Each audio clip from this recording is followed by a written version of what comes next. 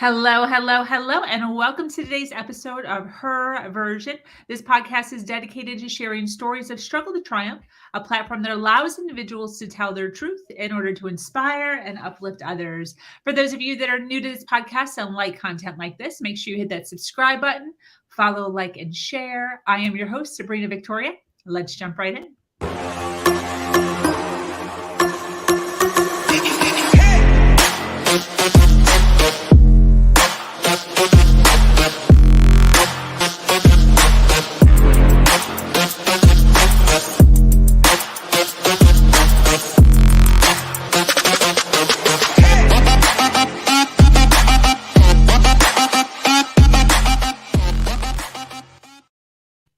Thank you for joining us for this episode of Her Version. The Her Version platform is built on storytelling and the understanding that many times our greatest learning experiences come from listening to other people's stories. Today, I'm speaking with an amazing woman named LiYing Lim.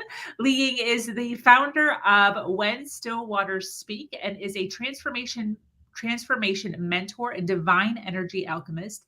LiYing is here today to share her thoughts on the mind, body, and spirit conditioning that is happening all around us, even without us even realizing it. Her journey is one of a suppressed voice, body image issues, and perfectionism. With a career in the fashion industry, she is no stranger to the bombarding thoughts and images that surround the female culture of beauty.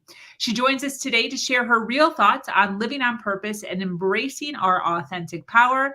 Welcome, lady. How are you?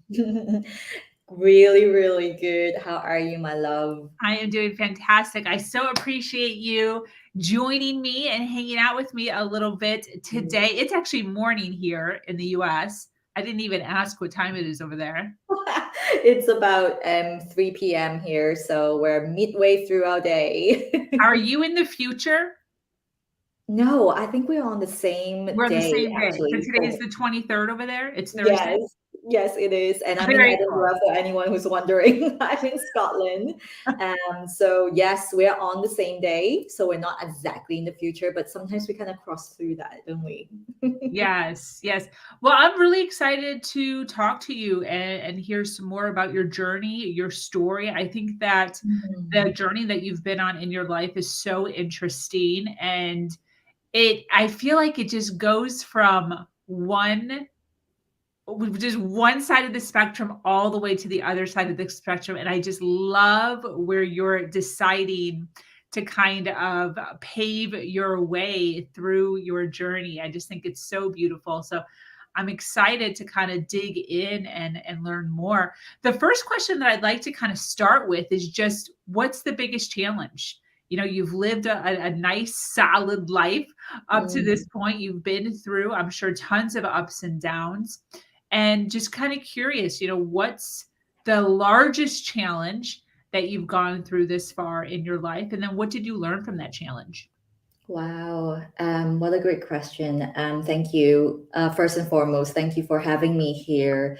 It's my pleasure and also my mission to really share my story in a really, truly authentic way. So, yes, nothing, I'm not holding back anything today. So, feel free to ask any questions. I would love to share anything that is going to be of help to anyone at all. So, my biggest challenge, I would say, absolutely. I think the first thing that came to me was absolutely just transcending anorexia, I would say. I don't really like the word overcome because I feel like even if I had the choice to choose again, I think that has to happen anyway, because otherwise I wouldn't be in this position today where I deeply, deeply connect with not just my soul, but also my body and my mind, and kind of working, allowing them to work with each other in such a big way. So definitely, I was anorexic for about 10 years of my life. That was pretty much towards the third year of university until pretty much the most of my adulthood, really going through my 20s. It wasn't until the when I was 30 years old that I actually felt like, damn, like this is crazy. Like, what am I doing with my life? I don't want to live forever fearful of how I would look like and holding myself back and hating myself every single day. And so, yes, I would say anorexia was like pretty much the biggest challenge I ever have transcended. How did you not overcome? How did you transcend out of that, I guess? Oh, I love that. Oh, well, I really, really love the word transcend, because I think, for me, there's nothing wrong with using overcome. It's just, for me, I feel like overcome feels like I had to kind of like come over, like pass through it. But to me, it felt more like really embracing that story and making it my own, and I think a lot of what I teach my clients as well, and I hope to share with all of your beautiful people who are listening, is that whatever challenge that we have, they're not here to break us. They're absolutely here to allow us to own an even bigger part of who we really are. So how did I do that? Well, I have to tell you, I was stuck in semi-recovery for a long, long time. When I was officially diagnosed with anorexia, I was really, really in a really bad place. I kind of kept away from social life because I was really scared of being in a social position where I have to be forced to eat. I was over exercising. I broke up with my first boyfriend. And I was working in my first ever job that I really didn't like. I didn't really connect with that world at all, but I was just going through the motion as an adult would, leaving university, figuring out what I want to do in my life.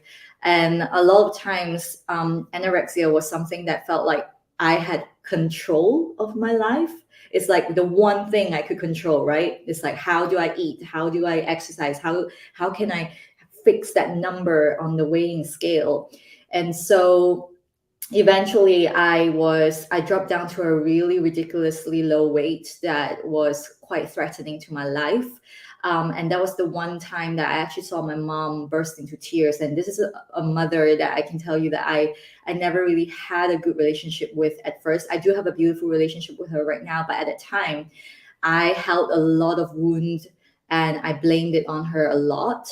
And so that was the first time I saw her burst into tears and actually beg me to go and see a doctor. Wow. And that was the reason why I went. Otherwise, I would never have even seen that I had an issue. I thought that I was still in my head. I was still thinking, oh, I'm really, I don't like to use this word either, but I'm just going to say it. At the time, I thought I was really fat. I really was ugly, and in a way that I didn't even want to look at myself in the mirror. I just had so much hate for myself. I went to see a doctor, but unfortunately, I think she had zero experience with anorexia. She was someone that someone else recommended, and she even put me on some really weird hormonal jabs and things like that, which caused me to just go over, like, really just like, it was like complete havoc in my body, chaos. So we stopped seeing her, and that was when actually one of the blessings of seeing her was that she introduced me to a hypnotherapist. And I was in a position where I had no spirituality at all. I was just like totally shut down. I was totally shut down. And so when I walked into that hypnotherapist's office, I was also really skeptical. I was like, I don't know what I'm doing here, but I'm just going to go with it. And that was one of the best decisions I ever made, actually, because that really started me on this journey of uncovering what's happening in the subconscious. And it has allowed me to forgive myself. It has allowed me to forgive my mom. And going from there, I was able to step into a career of my dreams. And then it took me even further to another career of my dreams. But it was then that I actually found myself disillusioned. I thought I had everything. I thought I was going to be happy, but I didn't. And so that was when I met Tea Spirit, which is something that I do right now as a ceremonial keeper of the Way of Tea, or otherwise known as Cha Dao. So quite a wild ride. I've had a couple of lives, let's just say. Yes, definitely. It's kind of interesting hearing you talk about your journey through anorexia and how you were actually isolating. Mm, Because when I think of that, stereotypically, I think that, like, I think of like a supermodel and how they kind of flaunt and would want to take pictures and show off and hang out and party, or but you kind of had a different experience. Is one experience or the other more prevalent? Like, do I have Mm, that stereotype for no reason? Is it kind of like 50-50 where some people do wow. totally isolate? That is so interesting because it's not completely untrue. You have a point there because when I was hiding away in that sense, um, I did take a lot of pictures. And at that time, I don't know if you still remember, but we had something called a blog. So like a blog spot. I had like a blog spot account where I would just kind of journal on it, and then I would just post pictures of myself in outfits that I really loved putting together. Like I really enjoyed dressing up. I still do today, but at that time, I think it's almost like a very um, what is that word? It's almost like you kind of hate it, but you also love it. Kind of, abusive relationship you have with yourself because there is that inner voice. And I still remember because I used to call that voice Hector. And I would be like, Hector is really good. I can tell you this, like at the time, that was exactly my thought form, right? Like he's doing me all the good stuff. He's telling me how to be better. He's telling me he's pushing me harder. And so in that sense, it manifested in the over exercising and super tight control over what I eat or don't eat. But on the other hand, I also found an outlet in the way that I put outfits together. I really enjoyed it. Like I really enjoyed putting the outfits together, but I never did it like in a way to show people. Like I just took pictures for myself, if that makes any sense, and then I just put it on Blogspot. It doesn't matter who saw it. Um, and I think it's just such a strange relationship in a way, you know. It's so interesting that he was a man. Yes. Yeah. I still remember. It's interesting because I would always think that it's doing me good. It's doing me really good. He's always telling me what to do. And the name I gave it, it's so interesting. And I never heard anything else except that voice for years, you know? So we're talking like over exercising for 3 hours every single day, Sabrina. It's like sometimes I look back and I'm like, how did I even do that? How did I even not die from that, And so I Yeah. have big gratitude every single day, That's kind of one of the other thing that fuels me to do what I'm doing today, to share this with women all around the world, because I think there's so much suppression just by the way that women are taught or girls have been taught to be, Yeah. the way we are supposed to look after ourselves, and that is already a huge foundational issue because that creates so much, the way that we think becomes smaller and smaller because we think that that's all that matters, and we Yeah. don't accept the cycles of age and life that we take on because we think we have to be in total control of that to be accepted. So yeah, I can go on forever on that, but yeah, it's interesting, isn't it? Yeah, definitely 100%. I went through a couple of bouts with an eating disorder. I used to low key um, be jealous of girls that Mm, could do anorexia because I couldn't. I would get massive migraines if I didn't eat, like to the point of not even being able to function. And I don't know if that's normal, but I couldn't handle it. mm, So I went the opposite route where I would overeat and then binge. So I mm, did binge and purging for on and off for, I think the longest stint I did was maybe 6 or 7 months. But the issue that I had, which was always different than things that had seen on like Oprah or any of those other shows, was they would always show a woman who was looking at herself in the mirror, and while she was looking in the mirror, she would be like dissecting her body as far as like, I'm too fat here, I'm too fat here, I need to lose here, I need to lose here. For me, I kind of didn't really recognize that I had a problem, because when I looked in the mirror, I actually, during those times and during several times, I also did the over exercising thing, but I did them at separate times. So like I over exercised a ton.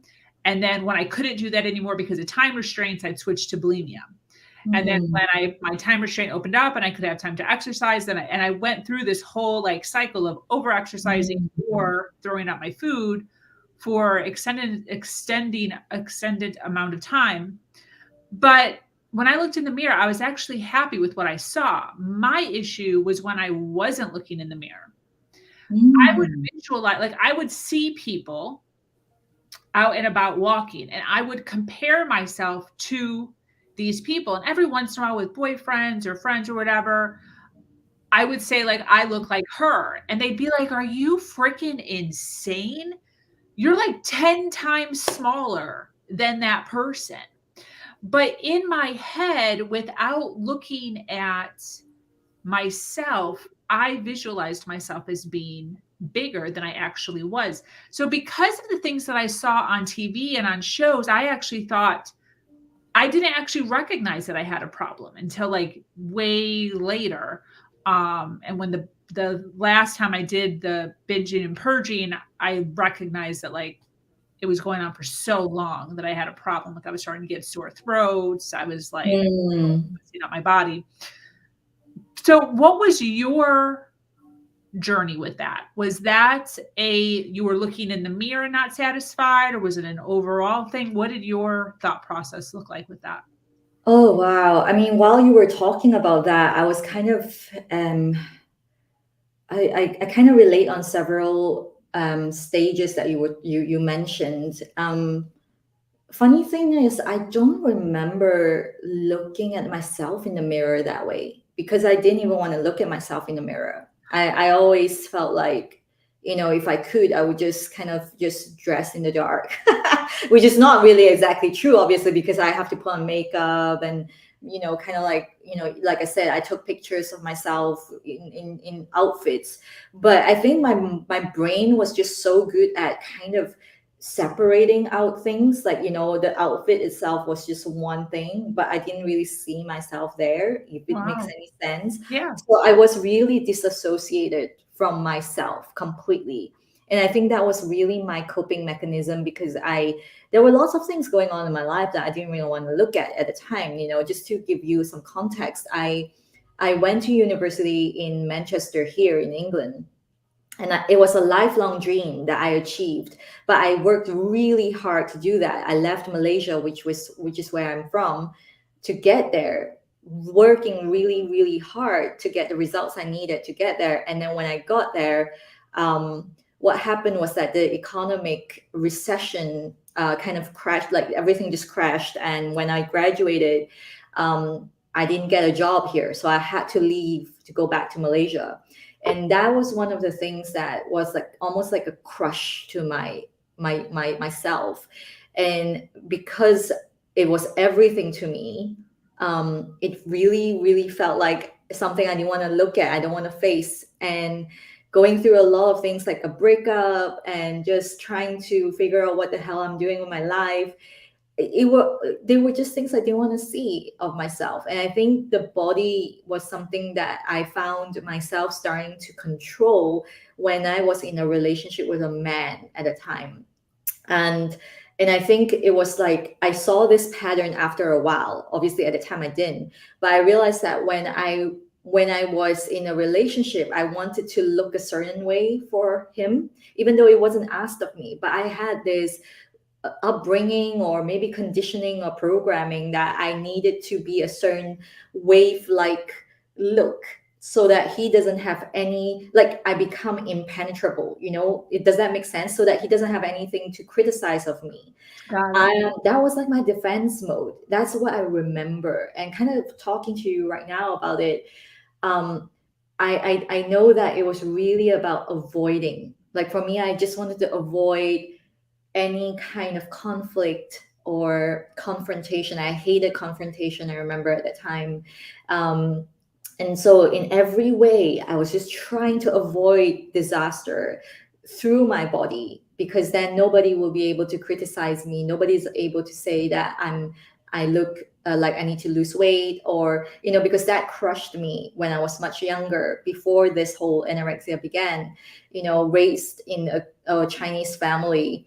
And my mom has always been really critical about weight. I remember growing up being told, like, oh, you have like a wobbly tummy or like a flabby tummy, you have to lose weight. And, it's something that we cannot control. And I want to share this because this might trigger some people, but I'm just going to put it out there. It's like, we can't control what anyone says. This is the fact. Someone can say that you're fat, even though you're to you feel healthy, right? What I found is that when I forgave myself and I forgave my mom, I actually was able to set myself free. And this is all on me. Like, how do I see it? How do I take it? And I'm just going to be very, very honest. Like, until today, she still doesn't understand what I went through in my eating disorder.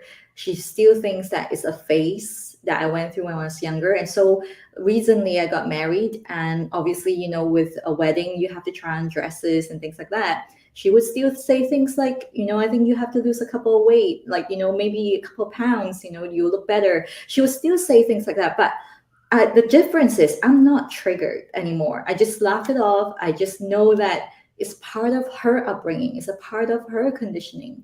And I feel so much love for her. You know what I mean? It's like, I don't get like, oh yeah, she's so right, I'm gonna do that, which was me back in the day when I was anorexic. So it's so important, because we just cannot sidestep triggers. We have to learn how to transform the trigger into an activation that will allow us to transcend and become really bigger than this, Yeah. So yeah. Even hearing you say that is super triggering to me. Because you were kind of like, this might trigger people. It actually did trigger me. But this is good though. So I feel that if my mother, oh my gosh, were to say something like that, you're at a healthy spot, because that would have something even innocent like that would have set me off. So I have two stories. I was just recently, so I broke my, first of all, COVID 2020, right? So we're all sitting. Then I broke my leg, like literally snapped it in half, October 2020. So I gained quite a bit of weight. I'm just now on my journey of getting my health back and walking again, and eating healthier and not sitting all day and moving around. It took a long time for my foot to heal and not be throbbing with pain. So probably about 8 months ago, I went out to dinner with myself, my fiance, my son, 3, and 2 friends, or a couple, boyfriend, girlfriend. And we got sat in a booth. We went out to eat. We got sat in a booth.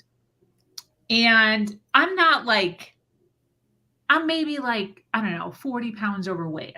I didn't like blow up, So we're sitting down. My son is huge. Like, he works out. He's 6'2". He's skinny, but like, he's muscular. He's like a big guy. So we sit down, and me and my fiance and my son are kind of like sitting like this in the booth, but I'm fine, whatever. And across the couple, the woman, the girl, goes, "Hey, Elijah, that's my son. Why don't you sit on our side? Because I'm smaller." And I took that and I actually said something out loud. I was like, it's 2 and 2. So like, there's 2 people over there and 2 people over here. So it's the same amount of people. He's also going to be squished over there. And I actually asked her, I'm like, are you saying that I'm fat? I was offended immediately. And she didn't even respond. Like, she just kind of like, But I was annoyed for days after that. For days after that. And that's just with some chick. Like, I don't even really know her. And she probably didn't even mean it like that. It probably, she is small. Like, she is a small person. Shorter and smaller. Some people are just built that way. So anyway, so that got to me, but probably, I don't even remember, shortly after my eating journey, I had gained probably a healthy amount of weight, maybe like 10 pounds or something, and was like filling out my clothes nicely and was getting curves and boobs and all of that stuff. This was pre-COVID. I went up to go see my mom, and I was probably the heaviest I had been in years, because I was like a size 2 for so long. And at this point I went to go visit my mom, I was maybe like a healthy size 6, 8, like healthy. But I'm like taller, I'm not taller, I'm 5'5", but for a woman, like I'm a good, and to be a size 6, 8 at 5'5" is good. Yeah. So anyways, my mom, we were at Walmart, and my mom goes, hey, Sabra, she calls me Sabra, I just want to let you know, your father last night made a comment about your body. And I was like, okay. She's like, don't like take this the wrong way or anything, but he said that you are looking awesome. And he said that your womanly curves are, oh, I'm going to get emotional, but I literally started crying in Walmart. Like, I hugged her and started crying, and really recognized at that moment, and obviously again right now, how messed up my mind is when it comes to how my body looks. So it's so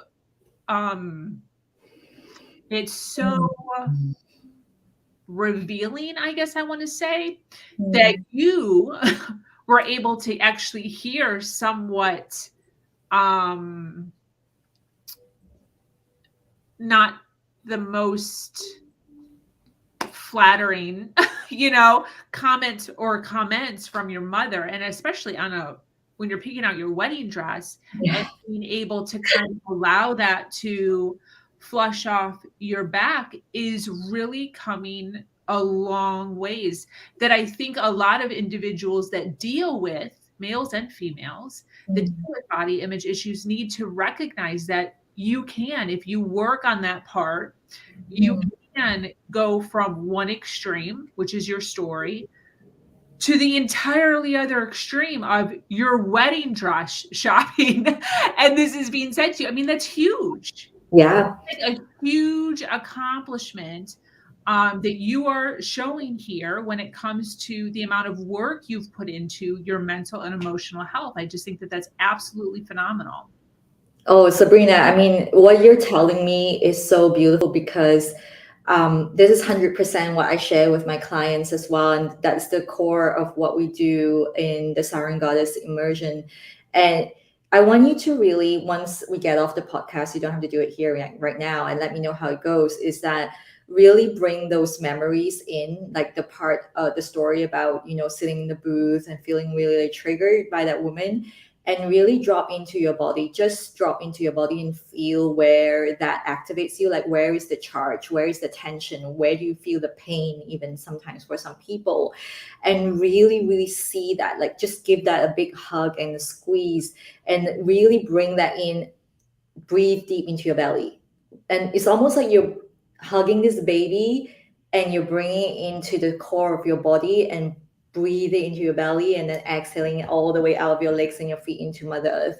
Because what I'm telling you here is a really basic way of starting to kind of shift you into a way that's how I live now, where we actually feel the emotion, rather than kind of saying, okay, that happened and then she didn't say anything and that's it. Because if you can still feel the charge today, then that feeling, that energetic dissonance, as I call it, it's still there.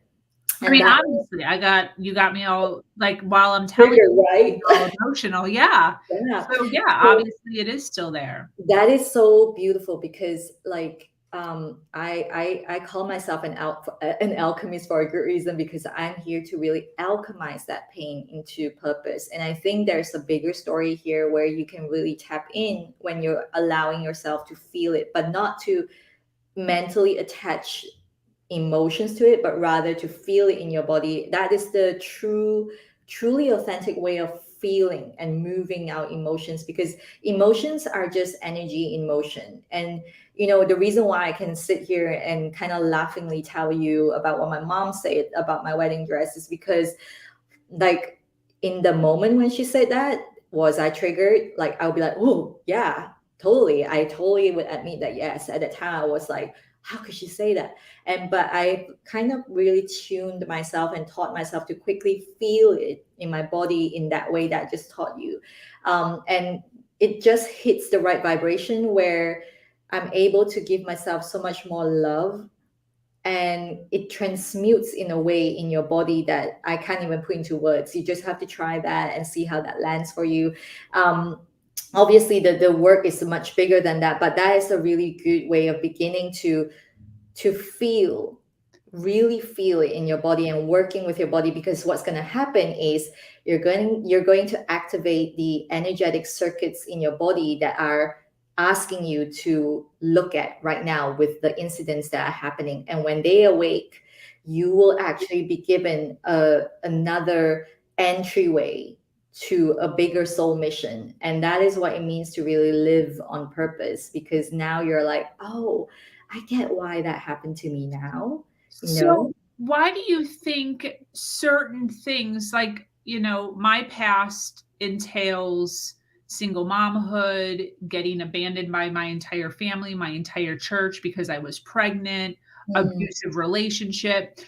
Why is it that I can tell those stories, mm, being raped, um, which used to bring out emotion, yes. and tell them now as if it's just a story that I'm reading out of a book.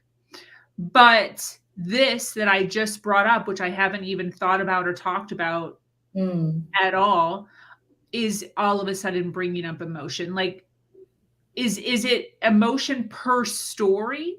Like when I think of it, I think like I have my mental and emotional health intact. Like I'm mhm, doing good. mhm, But this whole situation right here would prove otherwise. mm. So is it connected per story and not necessarily like mentally? What's your thoughts on that? Ooh, I love that question. So juicy. So, what we're working with is you just kind of put your, how do I put it into context? Let's say, I'll just go into how I usually speak with my clients. Okay. So, I always want to bring your attention to the fact that you're so much more than what you are here right now as a physical being. You are energy. Everything is made of energy. Your lungs are made of energy in a different vibrational form, and your skin, your eye, everything, your thought form is also energy. So when we are working together, for example, you're saying, okay, you brought this to me about what happened with your body, right? I'm going to say, all right, let's go in and really tap into your subconscious dissonance. The subconscious dissonance is where we have had things perhaps occur in our past that we haven't quite faced up to yet, that we kind of just swept it or buried it. And we thought that that's okay, all good. It's not going to happen anymore. But it's still kind of quietly kind of triggering you here and there in a way that feels really uncomfortable. um, that is why I believe that, I truly believe that you going through everything that you went through gave you this bigger purpose where you're actually serving women in this way that you're doing now. And what you are experiencing with the story that you told me about your body is perhaps something that you haven't quite given enough space and time to really feel into yet. And anger sometimes is a very, quick fix kind of way. It's like, yeah, I was so angry about that, and then you tell everyone like, oh, I was over this, everything's so like, and then you think that's done, right? That's what we usually do. But have we really given time and space just to allow that to flare up enough for ourselves to look at? Because I don't know about you, Sabrina, but I was definitely raised in a way that felt like a woman being angry is a very wrong thing. Yeah. And I think perhaps it's even occurred for you where, when you tell someone things like, oh, that woman said that my body was like this and this, and then people would be like, I had responses like that before where they go like, maybe she had a point, and then you're like, oh shit, I don't want to tell anyone about that anymore now, because then I'll get more, and then it just keeps accumulating, right? Accumulates to a point where you just keep getting, you kind of keep side sweeping it, you don't want to look at it, and then you just, whoa, it just bursts out into this huge thing. And it could become another eating disorder. I'm not saying it is, but it could become another eating disorder because it will show up physically eventually. We're talking about energy. We're talking about something subtle that keeps building up. And when we see physical forms of it, like an illness, mental illness, whether it's physical illness, that means that the energy is really building up to a really big giant ball of energy block that we need to transmute as fast as we can. So you're saying that I possibly still have some cognitive dissonance when it comes to body image issues from my past that I haven't looked into? Is that what you're I wouldn't say cognitive, because I feel like you intellectually get it. And this is one of the things that I often talk about. It's like we intellectually get so many things because you're really like, I don't want to swear, but like a freaking intelligent woman. You get it. And you're really in the whole space of self-development. And I see this so much with women. But like I get a lot of women come to me and say that, yeah, I get all of that thing, but I still get so triggered by this or that, and I don't understand. That's why I say it all comes back down to your energy, and the energy dissonance is really just, imagine it's something that's just like a vibration underneath it all. Your consciousness gets it, and I always say this, like, if you operated solely on your consciousness, everyone will be living in a really happy world because we know what's the right thing to do, right?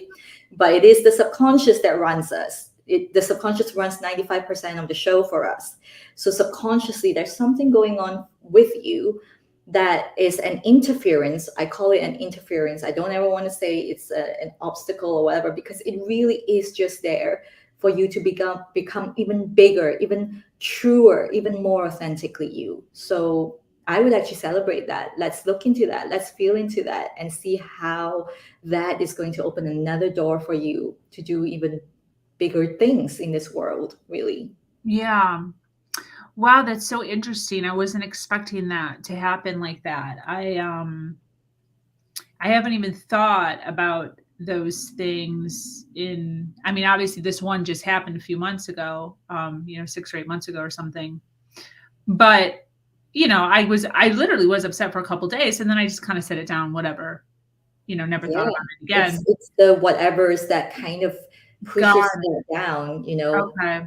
really feeling, I think this is really something women are. So is this something of with everything then? So you're saying anything. So like traffic, I don't have this issue, but like traffic is a big one. So I'm really big in the sobriety arena. There's a lot of men within the sobriety community, and they talk a lot about traffic and how traffic is super triggering for them. So is that kind of something similar where what you're saying could be related to, like, anybody listening right now? It doesn't have to be an eating anything. Yeah. It could be any trigger, and it's related to energy. Absolutely. And I think I just want to widen up our scope a little bit. I mean, I know we have a lot of different kind of audience here, but I just want to kind of spark your curiosity, and maybe something about this could change your life today. But I really want you to see yourself as energy. Like you're this speck of light that just started to come in, and you compress yourself into this beautiful body that you're seeing.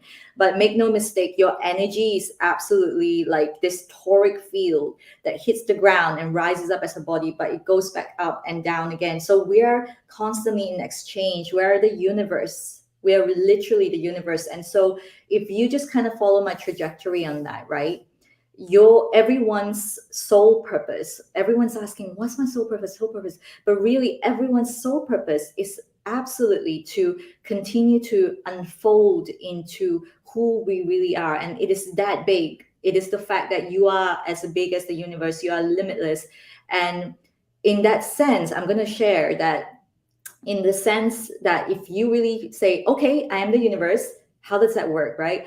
So the universe has this way of just it keeps expanding. It's got this universal pulse that keeps going bigger and bigger and bigger. And so in the same way, you can see your life is always about expanding your consciousness. You are going bigger and bigger. But what happens when you get the triggers? What happens when you suddenly have an accident where you say, do you mean that I created that? Do you mean that I created everything in my life, including the part that I got sexually abused, or I got an eating disorder?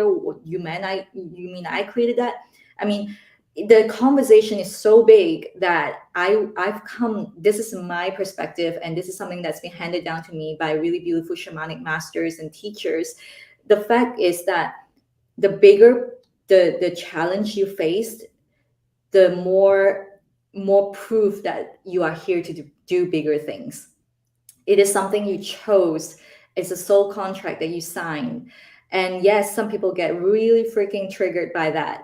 And I want you to know that this is something for you to just take on and see how that holds the truth for you. Because to be honest, for me, Sabrina, like to know that really set me free. Because now I know that I don't need to depend on anyone else to decide for me who I am, how I'm going to create my life, who's to judge who I am but me, and it really feels so freeing for the very first time. I really, really, really mean it, like with a whole body full of love, full of gratitude for everything that's happened in my life, including things that have fallen apart. It has to fall apart in a way that felt like, I could have said, why did that happen to me? And instead I said, where in the body do I feel that charge? And I'm going to hug it. I'm going to love it, because that is how I will open up even more love in my body and go and do bigger things in my life. And so, yes, even something as small as a traffic issue, really, really, yeah, just feel it. Where is the charge in your body? When you're driving, you can also feel it. Where is it? Okay, hug it, squeeze it, breathe into your belly, bring it into your belly, let it feel the love in your belly, and then just exhale it out. Do it a couple of times and see how that feels. I guarantee you, your mind is going to start to follow that track instead of trying to create more mental stories that are just going to keep you trapped in that smallness of that issue, which is really not an issue. So yeah, if we can all live like that, I think the world would be a much better place. Is it a good idea for people to obviously take on what you're saying, but to look into why it's happening? So this is something I want you to really, what I usually say to this, and I do get questions like that from my clients, and I want to say 100% from my personal experience, the why always comes after you really embrace that activated part in your body, because now you're actually, just imagine your body has this energy circuit running through, right? And it's like a giant grid in a city. And there are parts of the city that are not lit up. And there are parts of the city that are so lit up, right? Those are the parts that you have been accepted and you love, and you find it's like championing who you really are. But those unlit parts are the parts that you're always going to say, why did that happen to me? And maybe I don't want to look at that. But once you actually breathe and do the breath work in the somatic release, that really lights up that part where you no longer fear looking at it, you will see the why. You will see why that part was dimmed. You will see why this happened. And it's truly freeing. It's freedom on another level, really. Wow, that's so interesting. I just feel like even thinking about what you're saying as far as the simplicity of it, Mm, of you chose this, mm, like if you choose to believe that, mm. that in itself kind of lightens it quite a bit because it's almost as if you're saying at one point you made a decision and you said, I am strong enough to handle this. Yes, absolutely. So that's interesting. I think, I mean, truly what I always say to my clients or just women who are curious about my work, I always say this is ultimately your decision how to live, yes, but also how you want to see it. Because we can come from a perspective where everyone is doing us wrong, which I have been in, by the way. It's another whole level of story where I saw myself as a victim. And just like I was sharing with you about the relationship I had with my mom, I always felt like I was helpless. I had to listen to everything she said. I have to accept her truth. But actually, that's not the case. And when I actually stepped out of that victimhood mentality, as I call it for myself, I really felt like I was free. I could finally make the decision and actually see that I have a choice. I always have a choice. I always have a choice. And I say the same thing to every woman who's curious about the work that I do is that what is your choice? Do you want to rise and do great things? Or do you want to stay in a vibrational level where everything is happening to you and you're helpless, right? And I made a decision that I don't want to live in any other way than to really live fully and play big. So that is my decision. That's what I Awesome. do. So that city analogy that you gave, as far as some parts of the city are darker than other parts, I Mm, can totally envision that because I always, when you're in an airplane, like, yes. ooh, look at the lights. So are you saying that in a perfect world, that every area of our life should be lit? There should not be any darkness? Ooh, interesting. So, one part of my work is that I work with the analogy and the mythology of the dark goddess. What that means is that we work through a three-stage return, ancient remembrance for a woman, where she really comes into a full lit up mode, where she's fully blossoming and really out there, like you say, all lit up and shining her light. And then we will also have an aspect of the cycle that comes back down to a place where she kind of move into the void to see what are the parts that I feel sad about, that I have to grieve and I have to let go, perhaps, or even I have rejected, that I need to look at. And those are the dark parts that we talk of. But I just want to really say this: we only fear the dark because we don't know what is in the dark.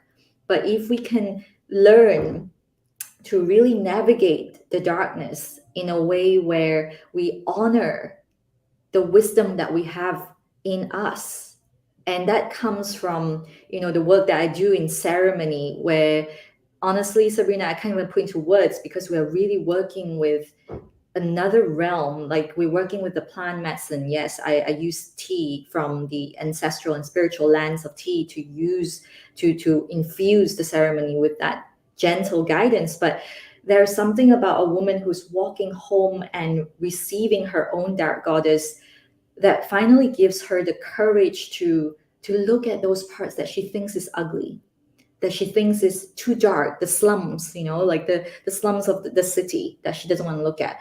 And I'm telling you, if you have that with you, like, you're set for life, because there will be darkness. I'm not gonna lie. Like, there will be times when you will come across another dark patch, but it's all there because now I can move through it. I know it's all there for me to light up. That's it. And that is part of life. That's how I keep unfolding my soul purpose. And that is what it means to live on purpose in your authentic power, because now you're not fearful of the dark. You're going to embrace it, right? I think there's so much power in that, because then, coming back to the first thing that we talked about, the body, when we are able to accept that, we won't be subjected to what the patriarchy thinks is beauty. We won't be subjected to suppression. We won't be told that, oh, you're not good enough for this because of how you look or how you sound. I tell you, I used to hate my accent. I hated talking. I hated sharing my voice. I hated my accent. I hated the way I look. I always think that my face was so big. I mean, everything about me, I hate it. And I am just telling you this because I really came from a background of total rejection. Like I didn't want to grow up in this skin color. I didn't want to know anything about my ancestors. But today I'm embracing every part of me, and I'm actually working with my ancestors in a big way as well. And I'm learning every day, and it's so beautiful. It's just so magical when we do that, So yeah, I mean, it's not easy. I'm not saying that, oh, today go and look at something you find really ugly and reject it about you, and then you'll be okay. But really start to just kind of move into the territory. And of course, that is why I created a lush and transformative space, because you have to feel safe enough to do that. You have to be in a really non-judgmental space to do that. And when you're held in that way, things happen quicker. So yeah, that's something I wanted to just really, really want every woman or man to know. It's not impossible, and every one of you with that darkness is here to really light you up. So interesting. 100%. I want to ask, as where you've gone in your journey and all of these new learnings that have come to you over the last, years or however long. What do you think is the number one lesson up to this point that you've learned about life? Ooh, so juicy. Number one lesson is really, it's funny. I'll just sum it up as like, never chase, just never chase. Don't ever chase. I know it goes against the grain of so many things. It's like chase after your dreams, blah, blah, blah.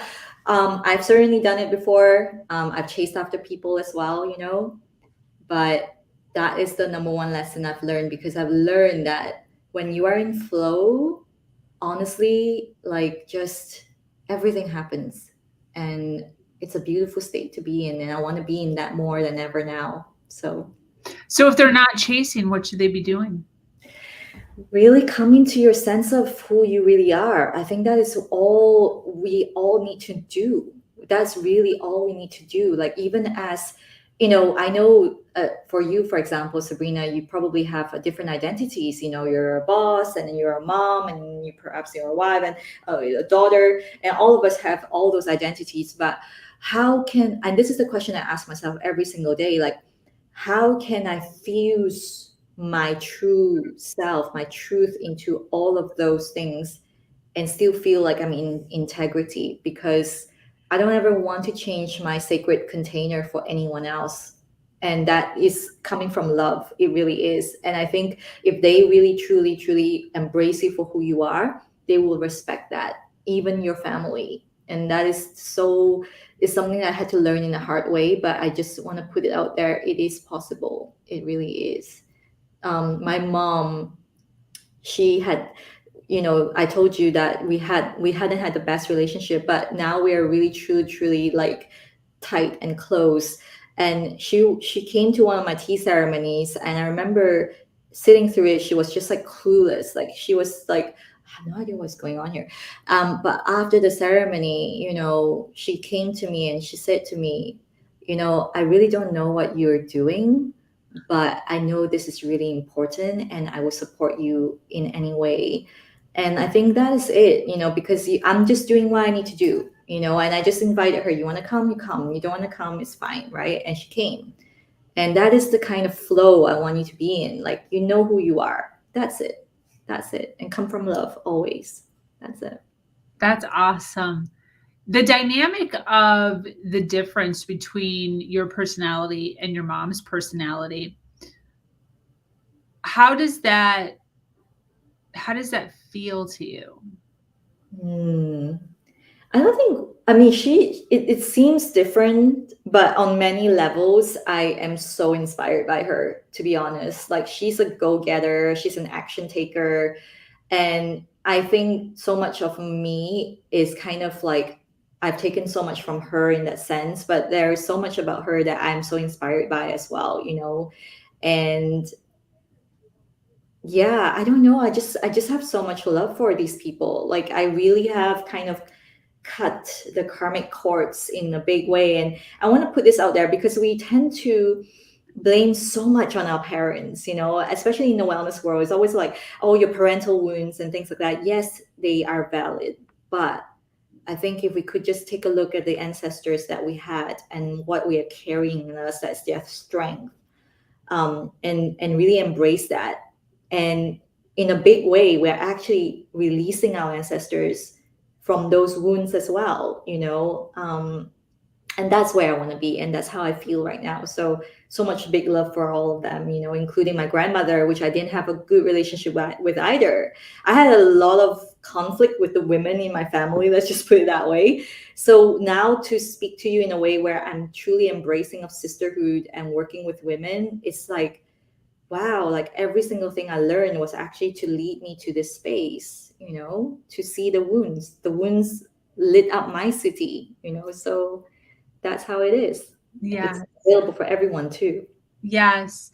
So we have, I wanted to just take a moment to thank those that are watching live. We're almost at an hour right now. So thank you so much for being here.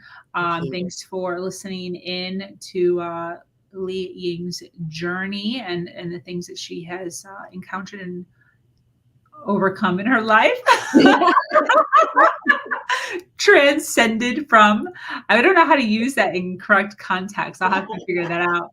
Cool. But I want to ask you, you know, the like you kind of stated earlier, the audience that we have listening right now comes from all different sorts of backgrounds, which that's the way it is with any, you know, any platform. People are pulled to our story from all different types of backgrounds. You and your mom do things slightly different. Obviously, you and I do things slightly different.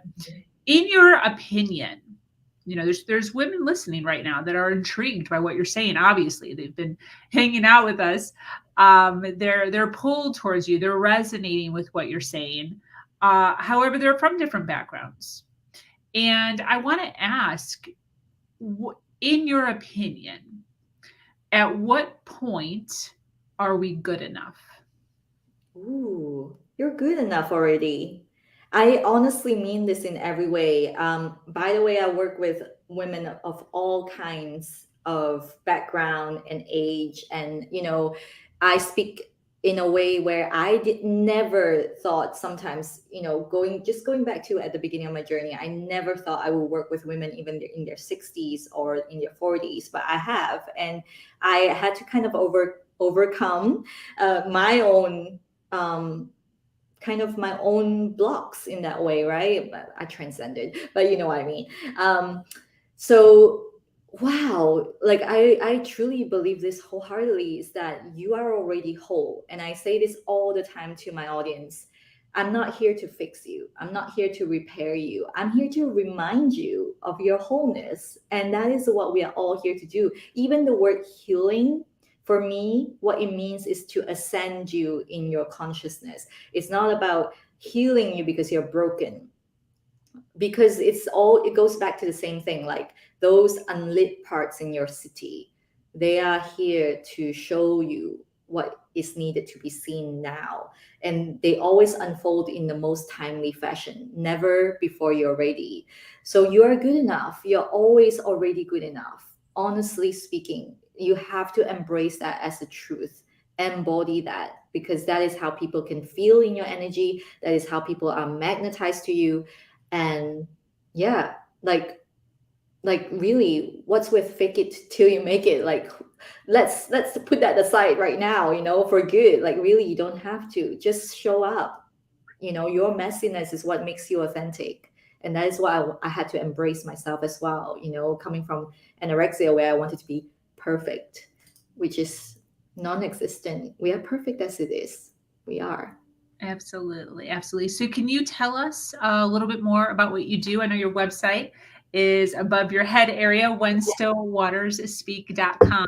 So can you tell us a little bit about what you do, who you help, and why you do it? Ooh, I love that. Thank you. So, as you have introduced me, I am a divine energy alchemist and I am a ceremonial keeper of the way of tea.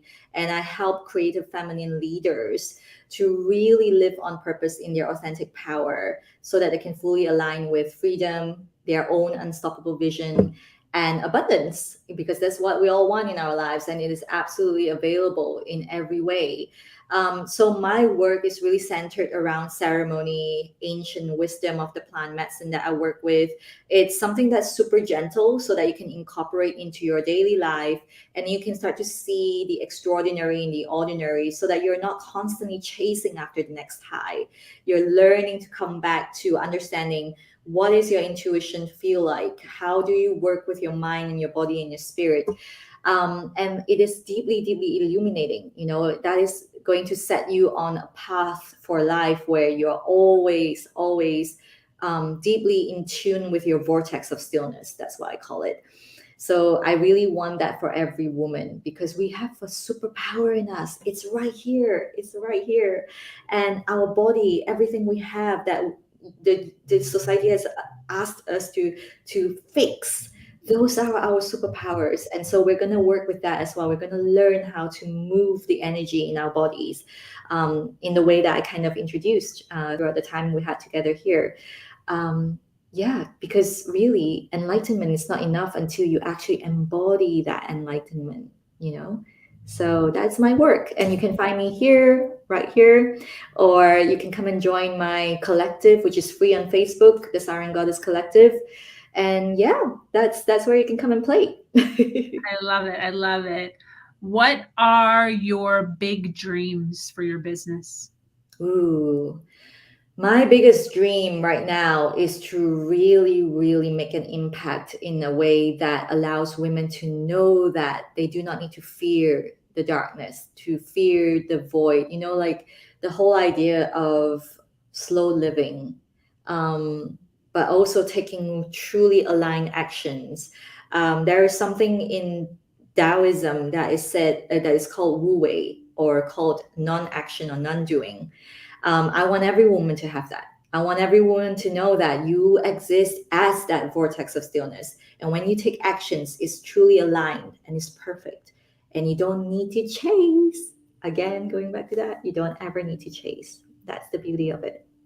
That's great. What would be some advice that you'd give to women who are coming into their own, working on their triggers, Mm. um, and kind of getting frustrated with the process of the length of time it's taking?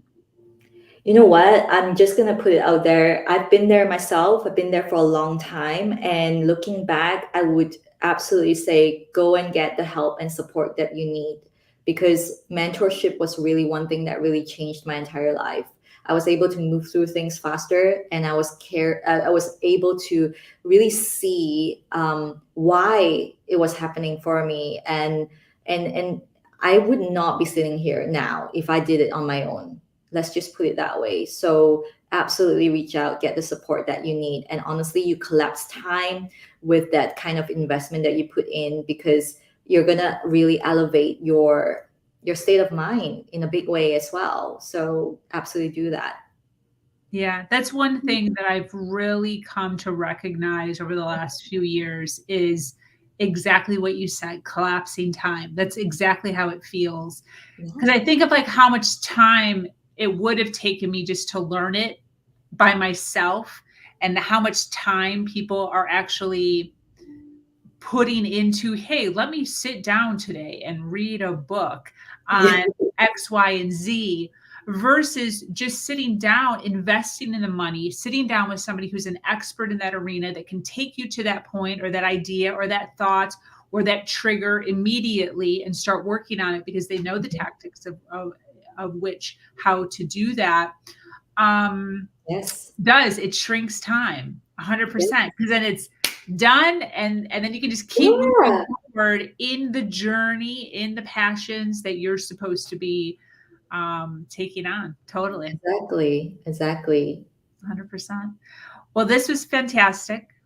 Yes, it was. Thank Thank you you so much. so Thank you much. so much for being here. I appreciate you. I Oh, I appreciate everything appreciate that you you. are doing. And I so appreciate you hanging out with me and the audience today to teach them, some of the things that you are